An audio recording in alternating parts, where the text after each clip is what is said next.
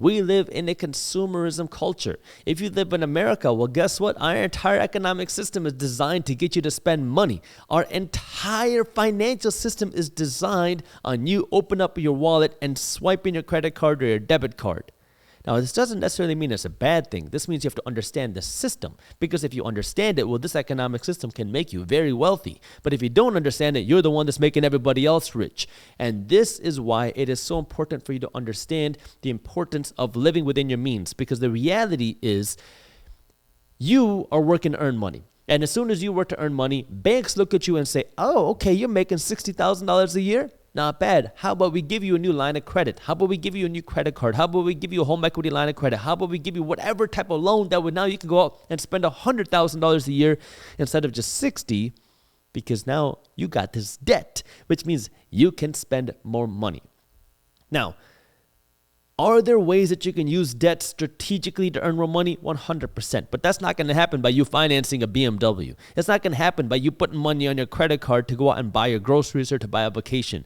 That's not going to make you rich. That's making your credit card company rich, and that's making every company spend money at rich. When you go out and you spend money to make yourself rich, when you go buy investments, that's a completely different game. But that's not what I'm talking about right now.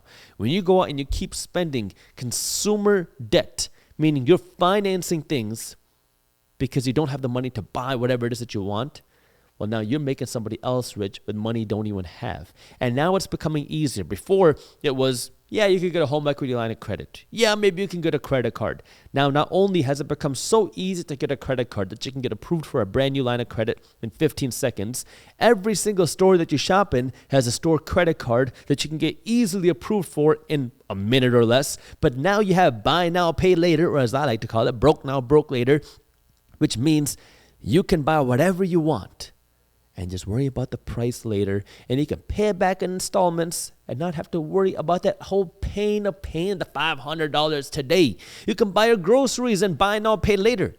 And now anything you want to shop for online, you can just buy now, pay later. And you might say, but Jaspreet, buy now, pay later is 0% APR. How is that a losing transaction? I'm getting free money to shop. Now let's think about this for a second. Is there a cost for money? Yes or no? And if you don't know the answer to this, I want you to go to the bank and ask to borrow $100. Are they going to give you this money for free? No, they're going to charge you interest. It doesn't matter if you're borrowing this money to buy a home, to buy a car, or to put it on your credit card. They're going to charge you interest. They're going to charge you money if you want to borrow that money.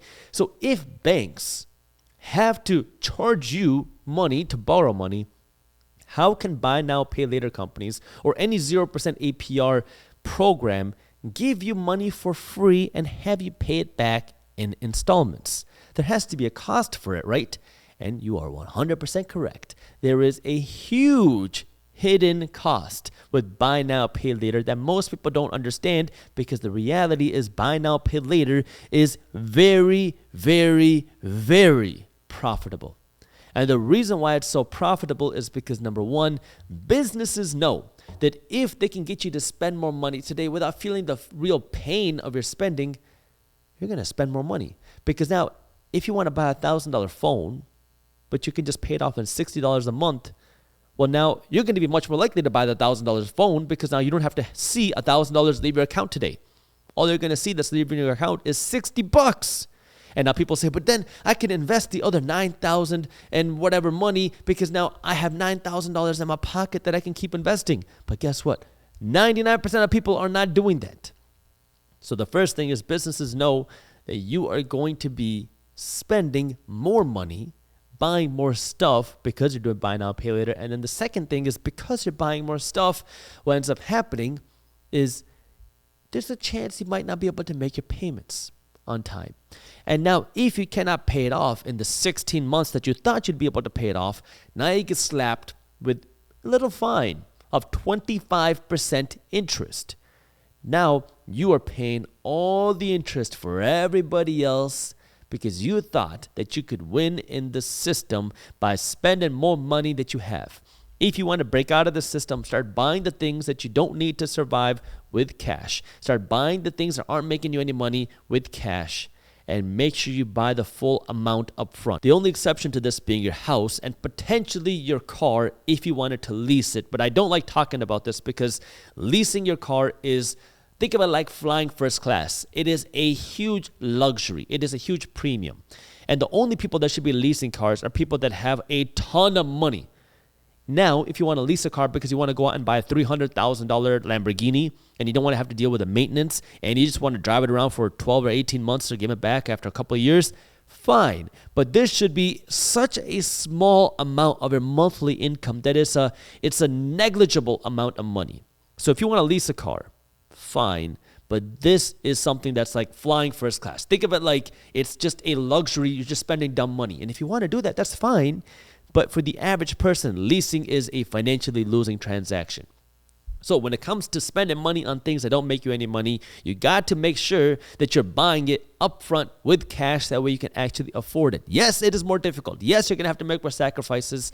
And yeah, that means you might got to cut back on some things. But if you can start doing this, well, now all of a sudden, you are going to have the ability to live in a way where now you don't have to keep making payments month after month after month, and you're not working next week to pay back yesterday's bills. Because when you keep spending money you don't have, well, now you are working to pay back yesterday's, last week's, last month, and even last year's bills.